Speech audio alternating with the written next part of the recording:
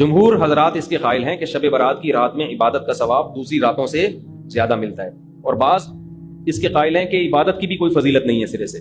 دونوں کے دلائل ہیں۔ میں نے اس بارے میں آڈیو بیان ایک ریکارڈ کروایا ہے، آپ گوگل پہ سرچ کر سکتے ہیں، شب برات مفتی طارق مسعود، شب برات کے دلائل، آڈیو بیان ہے۔ اس میں شب برات سے متعلق جتنی حدیثیں ہیں، ایک ایک حدیث کی سند پڑھ کے سنائی ہے ہم نے، ایک ایک حدیث کی سند، تو اس میں کوئی ایک حدیث بھی صحیح نہیں ہے۔ ہاں یہ ضرور ہے کہ شب برات کی رات کی عبادت پہ کئی ضعیف حدیثیں ہیں، تو اس لیے محدثین کا اصول ہے کہ جب بہت ساری ضعیف حدیثیں جمع ہوتی ہیں تو درجہ حسن تک پہنچ جاتی ہے۔ اس لیے جمہور اس کے قائل ہیں کہ اس رات عبادت کرنی چاہیے، دوسری راتوں سے اس رات عبادت کا ثواب زیادہ ہے۔ تو کرنے کا کام صرف اور صرف اور صرف عبادت ہے بس۔ قبرستان کے بارے میں حدیث صحیح نہیں ہے، اگر فرض کر لو ہے صحیح، تو پوری زندگی نبی ایک بار قبرستان گئے ہیں اور آپ ہر سال جاتے ہو، پھر نبی اکیلے گئے ہیں چپکے سے رات کے اندھیرے میں، آپ جتھے بنا کے جاتے ہو، اور اندھیرے نہیں وہاں لائٹنگ ہوتی ہے، تو یہ سنت تھوڑی ہے، تو خلاف سنت ہو گیا نا۔ پھر صحابہ میں سے کسی سے بھی ثابت نہیں ہے کہ زندگی میں اس رات میں ایک بار بھی قبرستان گئے ہوں، ایک بار بھی قبرستان گئے ہوں، تو یہ ایسی سنت ہے جس پر صحابہ نے عمل نہیں کیا۔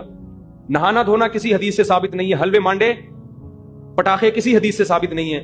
قرآن میں صاف طور پر ہے انا انزلناہ فی لیلۃ القدر، ہم نے قرآن نازل کیا ہے کس میں؟ لیلۃ القدر میں، رمضان کی آخری عشرے میں۔ فیہا یفرق کل امر حکیم، سارے تقدیر کے سال بھر کے فیصلے اس شب قدر میں ہوتے ہیں۔ تو اتنی واضح قرآن کی آیتیں موجود ہیں، تو شب برات کے بارے میں ایسی روایتیں موجود نہیں ہیں، سمجھتے ہو؟ اس لیے بعض ائمہ اس کے قائل ہے کہ بعض رافضیوں نے، بعض لوگوں نے لیلۃ القدر جو ہے نا رمضان کے آخری عشرے میں ہوتی ہے، اس رات کی ویلیو کو گھٹانے کے لیے اس کی اہمیت بڑھائی ہے، تاکہ اس رات کی ویلیو کیا ہو جائے؟ کم ہو جائے۔ تو اس کے مقابلے میں اس رات کو لا کے کھڑا کر دیا، جو سارے فضائل لیلۃ القدر کے تھے وہ کہاں چسپا کر دیے؟ 15 شعبان۔ قرآن کہہ رہے ہیں واضح طور پہ ہم نے لیلۃ القدر میں قرآن نازل کیا، شب برات والے کیا کہتے ہیں؟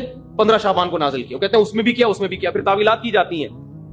لیکن ایک بات قرآن اتنے واضح انداز میں بیان کر رہے ہیں، تو جو فضیلت جس رات کو حاصل ہے وہ اسی رات کو دینی چاہیے۔ تو 15 شعبان کو صرف اتنا اگر کرنا ہے تو صرف انفرادی طور پر عبادت کی جائے، اس کا بھی کوئی مخصوص طریقہ نہیں ہے۔